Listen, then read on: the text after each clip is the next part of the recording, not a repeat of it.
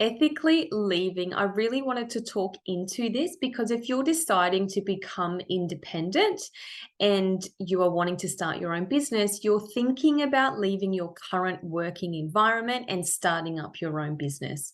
So this is where we start to begin the shift of becoming an employer mindset from an employee mindset. So we need to start thinking in the mindset of being a boss and being an owner. Now, when you start to think like that, you can start to appreciate your boss that you have right now, which I'm sure you do appreciate and respect your boss that you have right now. But I really wanted to talk into leaving and kind of separating yourself from that working environment because it can feel quite daunting and you can feel sad, but you can also feel quite liberated. But we want to make sure that you do it in a way that is really respectful to the owner and in a professional and kind way. So this is going to be your building blocks for your new business. So let's make sure that you do this in the right way. So first things first, do you have an employment contract? Now, this is something that when you start working for a salon, you can have an employment contract, which it says that when you leave, that you are not allowed to go and open up your own business within 5 kilometers or like whatever that is. So just do you have an employment contract? If you do, read over it and just look through all the fine print and see what is in there and make sure that you do whatever is required in that employment contract when it comes to ending your agreement. So it could say that you need to give 2 weeks notice, that you need to give a month's notice, how to bring it up that you're wanting to leave, book an appointment to have a meeting with your boss and have a really open-hearted chat with them. And don't just say, I'm leaving and hand in your resignation. This needs to be done face to face and from heart to heart because they have got you to where you are right now. So you need to really give your gratitude to that boss and just say, thank you so much for the opportunity. I've loved working here. I've loved the environment. I just see myself growing and wanting to do this for myself because of XYZ. And then you can really have that open-hearted chat with them and then discuss what is next for both of you from there. Do not go to the work computer and steal client information. This is a big no-no because it is the property of the salon. So if you start to go down that track, it's just going to backfire. Like I promise you, I've had staff do it to me. I felt terrible about it because I let her go straight away. It's not how I wanted it to be. I said, give me back your keys. And I really didn't want it to be like that. And looking back now, I know she was only looking after herself and she wanted to do right by her clients and let them know where she was going. But I was going to do that as a business owner and let them know anyway. So don't steal any client information. Don't start telling your clients, by the way, I'm about to leave, or hand them out a note and tell them all where you're going. Your clients will find where you are. They love you. They will find you on social media. They've probably got you saved in their phone on like your phone number if you become quite close with them. There's ways around them finding out where you are.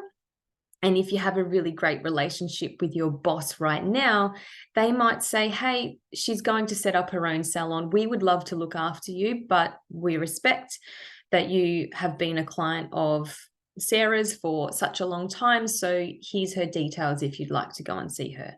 That would be an ideal scenario, but I'm sure it's not the same for everybody if you had that situation. Another thing you could start to do is start to scale back your working hours, maybe just drop a day.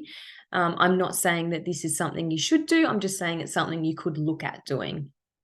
If you're wanting to set up your own business, it does take time. There's a lot of planning and preparation and things that you need to do.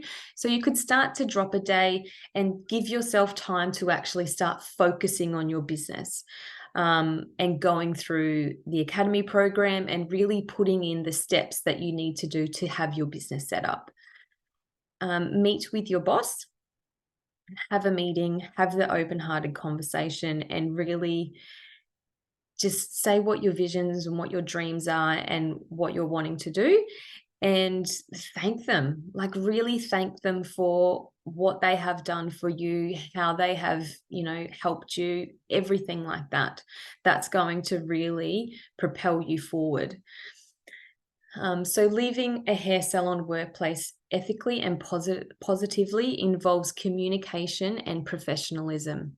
I can't stress that enough to you, making sure that you clearly communicate in a professional way.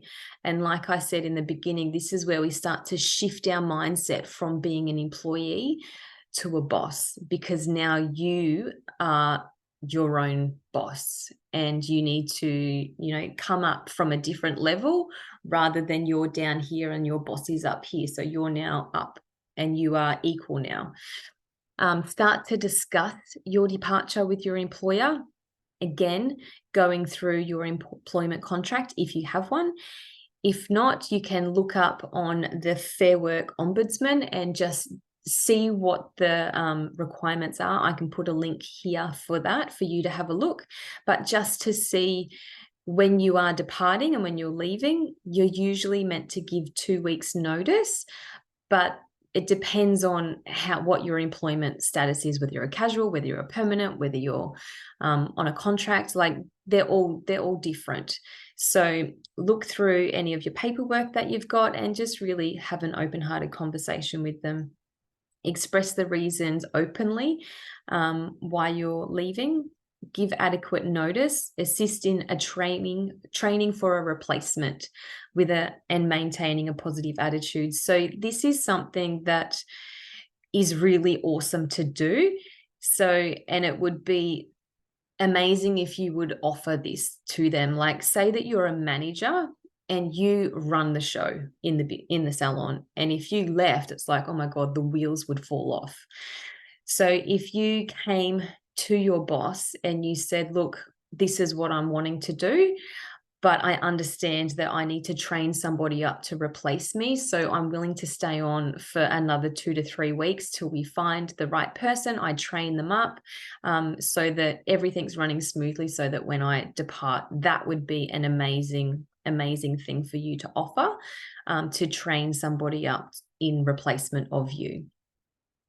By doing this, you can exit with grace, preserving relationships and leaving the door open for future opportunities and also referrals, which is so important, because if a client rings up and says, hey, can I book in with Sarah, please? And they go, oh, she's no longer here. And they'll go, oh, do you know where she's gone? Oh, no. And then they could come out with some spiel of she's wanting a change in careers or something that is not true. Or it could look like, oh, she's opened up her own business, or she's renting a chair in this salon. I can give you her details if you like. Yes, that would be amazing, blah, blah, blah. And they pass on your details. So there's so many different situations that could happen here. So making sure that you leave with grace, make sure that you have that relationship with your current salon, and leaving the door open for future opportunities, which would be amazing. So I hope this is helpful. Starting to plan this is a big a big thing to go through, but it doesn't have to be as scary and daunting as you may feel that it is. But just make sure that you do it in a really nice and kind way, and don't steal information, because it will come back to bite you.